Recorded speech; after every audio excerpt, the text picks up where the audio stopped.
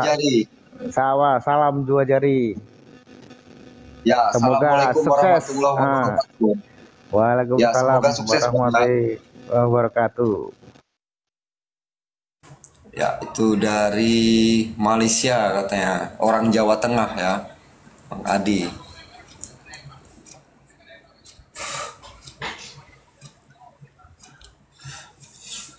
Oke, saya undang lagi ya. Saya undang lagi ya sambil bantu-bantu ya tap-tap layarnya ya.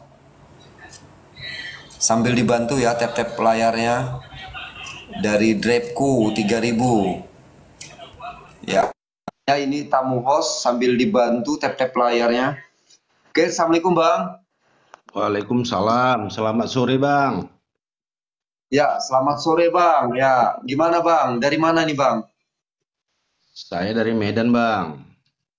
Medan ya, Sumatera Utara. Oke. Siapa presidenmu dan apa alasannya Bang? Silahkan sampaikan narasinya Bang.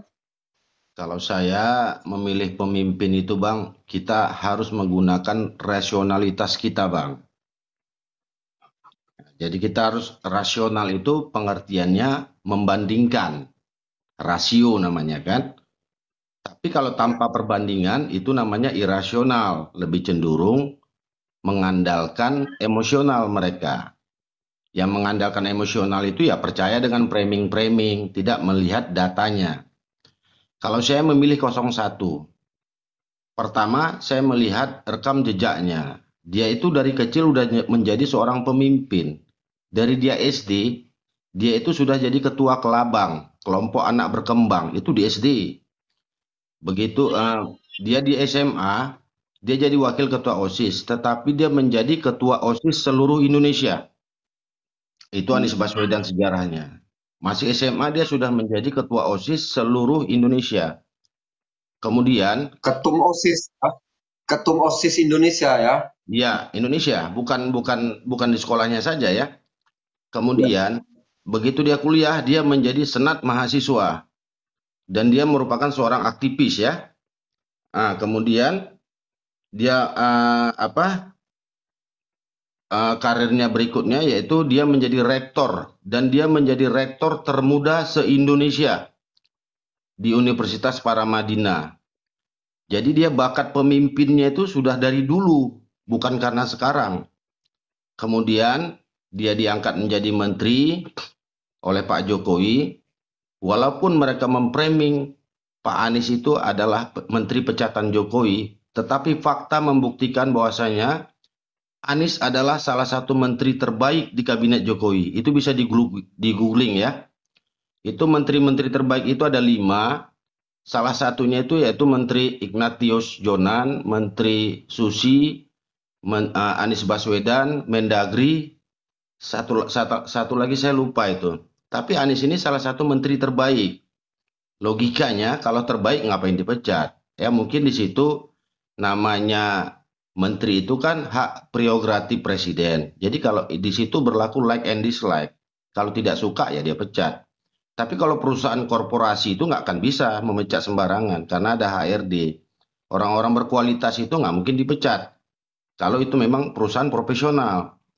Tapi kalau seorang presiden, dia suka-suka dia kapan mau dipecat. Makanya kalau kita lihat selama Pak Jokowi memimpin kan terlalu banyak pertukaran menteri. Nah, di situ saya tengok banyak unsur politisnya. Kemudian setelah dia keluar jadi menteri, kemudian dia dipilih menjadi gubernur dan didukung oleh Partai Gerindra.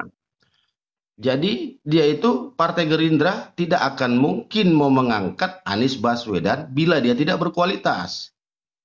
Partai itu tidak akan memilih calon yang bakal tidak menang, yang tidak ada peluang menang.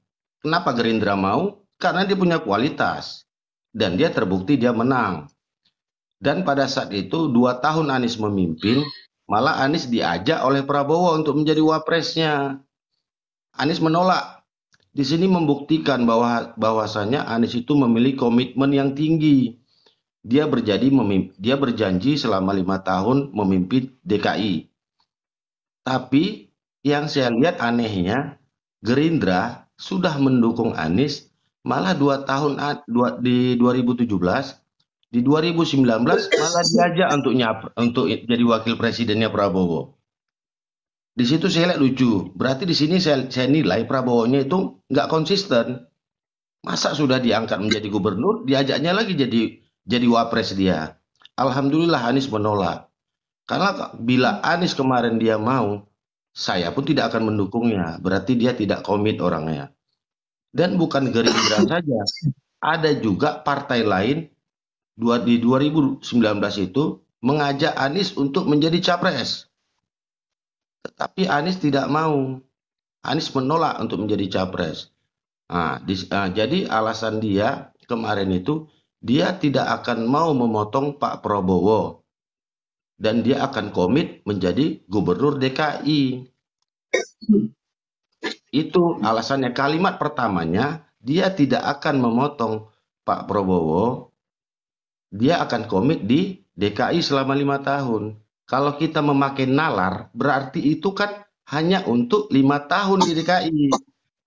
Setelah Anies menyelesaikan tugasnya di DKI, dia menjadi orang bebas. Hanya saja hater-hater Anies itu memframing, seolah-olah dibilanglah Anies berkhianat. Padahal kalau kita tengok sejarahnya, yang berkhianat itu yang mendukung dia.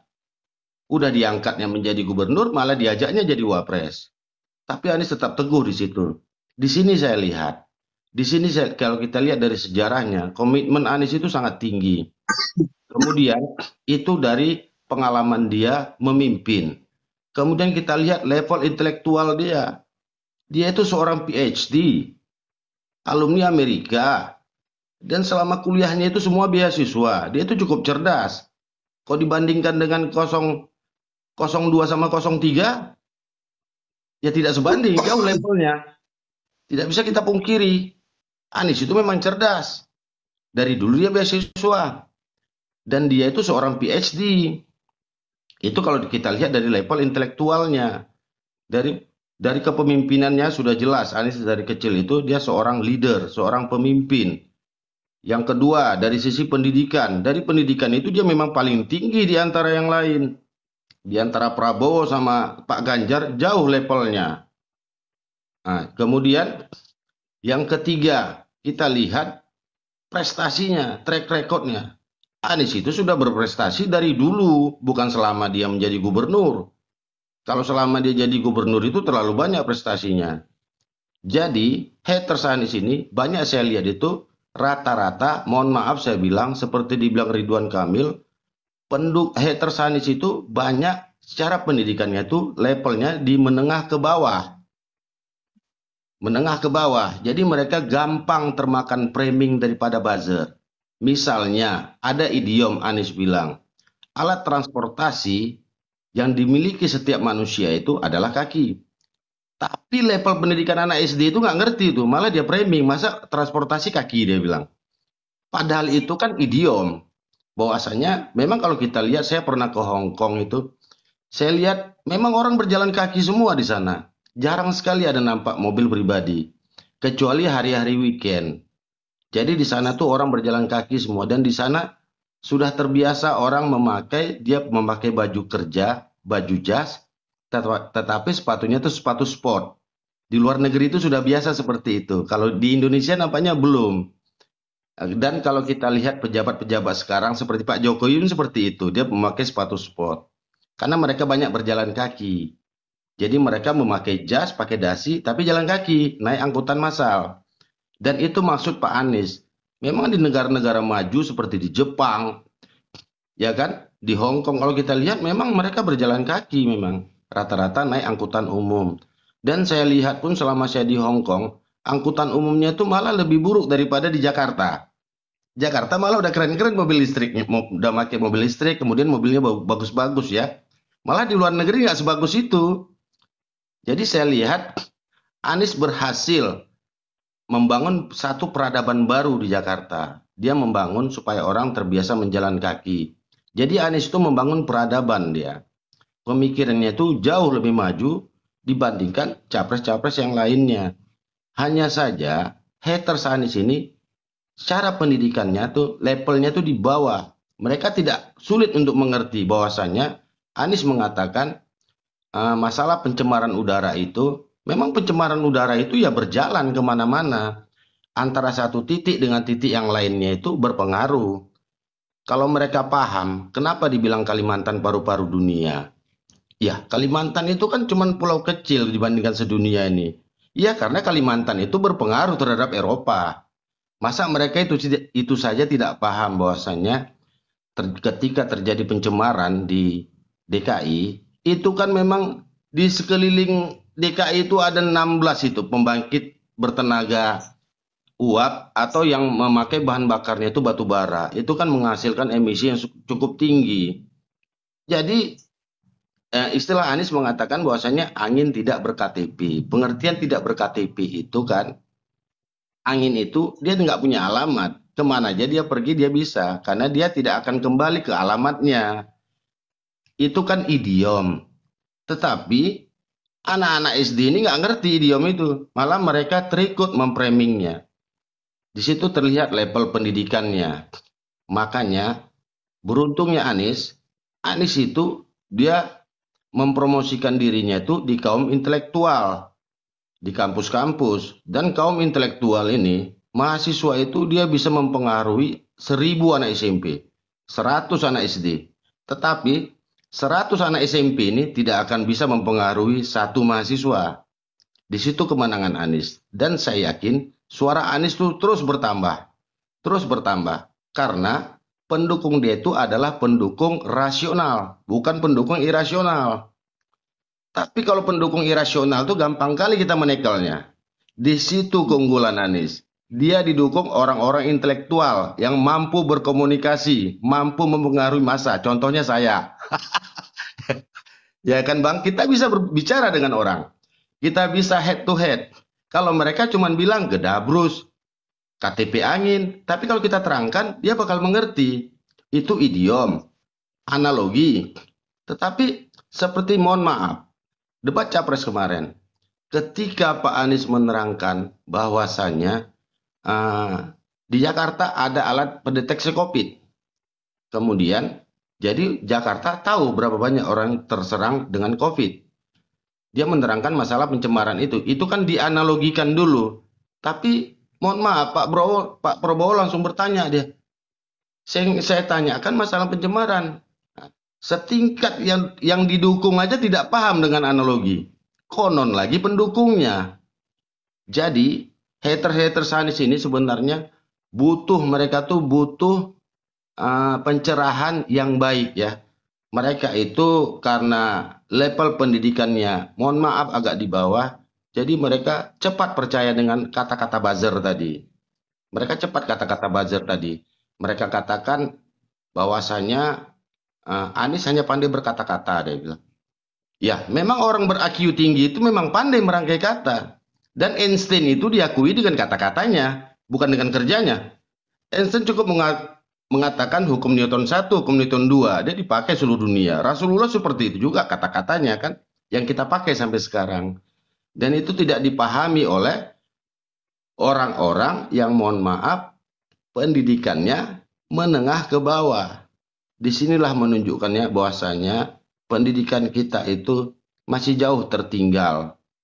Kalau di luar negeri itu, di Eropa itu framing seperti itu nggak laku. Mereka fakta, dilaga fakta. Tapi kalau kita tingkat angin tak berKTP ya nggak ngerti macam mana loh kalau kita bilang Indonesia. Transportasi itu kaki, malah dibully sama mereka. Jadi saran saya, gunakan rasionalitas kita. Rasional itu maksudnya bandingkan dia. Jangan percaya kata buzzer. Media-media mainstream juga belum tentu bisa kita pakai. Bandingkan dia antara 1, 2, 3. Dan itu saran saya, apabila kita menggunakan rasionalitas itu fakta jadinya. Dan fakta yang terbaik kelihatan. Misalnya kita bandingkan MU sama Real Madrid. Berapa kali MU menang, berapa kali Real Madrid menang. Jangan dengar yang lain-lainnya. Cukup prestasinya dibandingkan. Kelihatanlah siapa yang terbaik. Bandingkan juga gubernur DKI dengan gubernur yang ada di Indonesia. Dan Anies itu adalah gubernur terbaik. Prestasinya terlalu banyak. Jadi teman-teman untuk memilih capres tadi, bandingkan head to head di antara tiga tadi. Jangan dengar lagi yang namanya KTP angin. Itu pelajari kenapa apa yang dimaksud dengan angin tidak ber-KTP. Itu kan idiom. Oke Bang, begitu saja Bang. Saran saya Bang. Insya Allah Oke, Anies menang satu putaran Bang. siap, mantap. Ya, salam satu jari Bang Medan. Nah, Bang Medannya saya panggil nih. Iyalah Bang. Assalamualaikum Bang. Selamat Wa- sore.